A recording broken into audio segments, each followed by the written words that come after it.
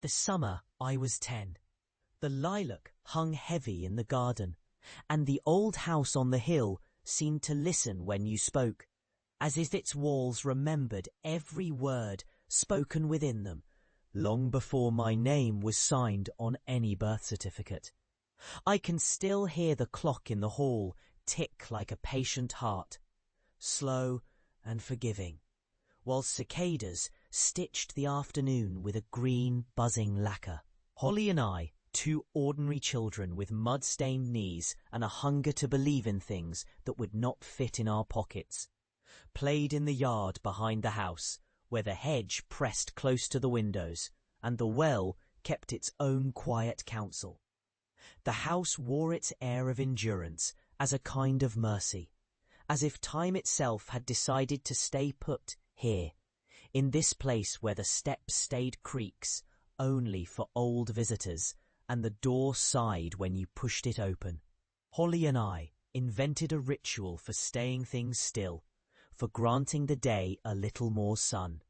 We would carry a thin glass of water to the sill and say our names aloud, two names that sounded like something that could be kept if you said it softly enough, like a promise you wouldn't break by accident. We would lay a coin beneath the kitchen cabinet and whisper to the house to drink when it grew tired of listening. We would draw a circle of marbles in the dust on the doorstep, counting to 10, as if numbers could bend the wind away from the thatched roof and keep the heat from swallowing us. And always, in the corners where shadow gathers, the house sounded out a breath that was not wind but memory, a slight creak of bone or a long sigh of someone who had lived here before us and did not bother to pretend otherwise. Holly believed the house had a mouth, as children do. She swore that the old wall behind the pantry could tell us a story if you pressed your ear to its plaster enough and listened in the right direction. I believed the house had a memory, and memory is the quietest thing, hard to miss once you learn to listen, but easy to forget once you step out into the sun and pretend you never learned. We spent that summer in patient, unworldly joy, as children do when they do not yet know that joy is a kind of soft armor, and that armor has a hinge called guilt.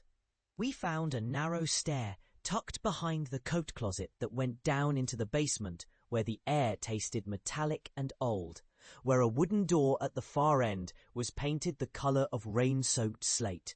The door never opened by itself, not in those days, but the latch would sometimes lift with a sigh that sounded almost like a whisper from someone who might have used the stairs to escape a storm years before we were born.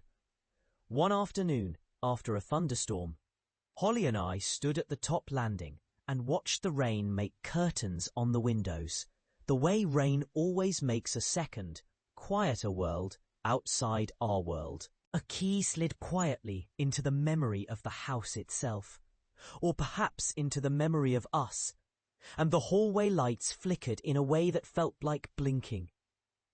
We could have walked away then, and nothing would have changed.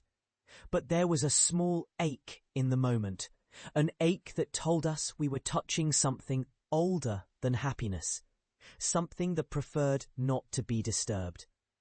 That night, Holly's scarf, red, bright as a new coin, vanished in the storm's aftermath. The house seemed to tilt just a fraction, as if the world remembered a time when we would have been mirthfully careless about scarves and the things we left behind. My parents found her scarf later, crumpled in the pantry corner, as if someone had pushed it there with a breath rather than a hand. They blamed the weather, blamed the night, blamed a girl's wild imagination. We blamed nothing and carried on pretending that nothing needed to be explained. The summer faded into the long breath of September, and Holly did not return to stand on the doorstep with that same careless laughter. The house, in its patient way, did not hurry either. I learned to count the days by the clock's rhythm and by the way sunlight slid through the old glass at dusk, weighing everything in a pale gold. When I left that house with my mother and father many years later, the town's edge wore a kind of relief on its own face, as if the memory of a storm could be banished and tucked away behind a curtain. The house remained, I was told, a stubborn thing of wood and nails, a relic of a time when people believed houses could shelter them from their lives as surely as they sheltered them from the weather. I believed in it then with a certainty I would later misplace, and later still, perhaps, discover again. I did not return to that hill until years after I had grown old, until my hair had turned more white than yellow, and the hands that shook with arthritis kept time on the clock with little, careful movements. My sister, my only living kin in a world that felt increasingly hollowed out, passed away, and I found myself with nothing left in my pockets but a few keepsakes and the stubborn ache of what I could not repair. The house, that old, patient thing, stood waiting on the hill, its windows bright with a late summer sun that seemed to cradle the place as gently as a mother's palm.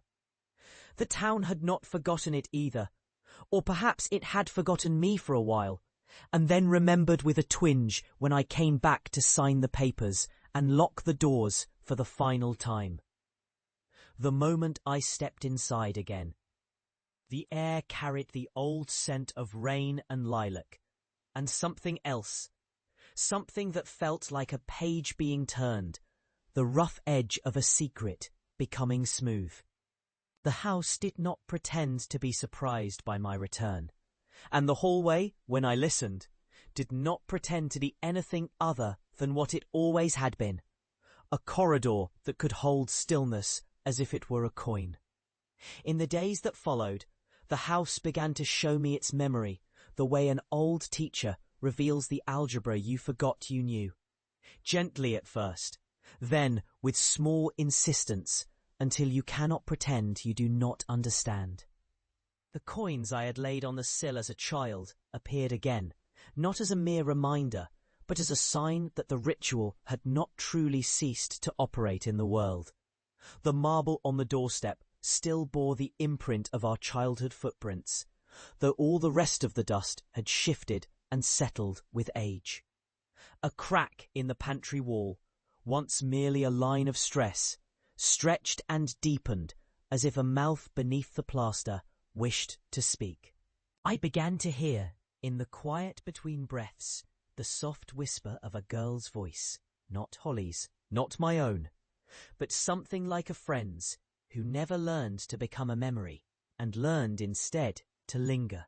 I would sit at the kitchen table and feel, rather than hear, the murmur, a gentle trace that drifted along the back of the neck and settled into the hollow behind the shoulder blades. It told me how the days would have looked if we hadn't left so suddenly, how the house would have aged.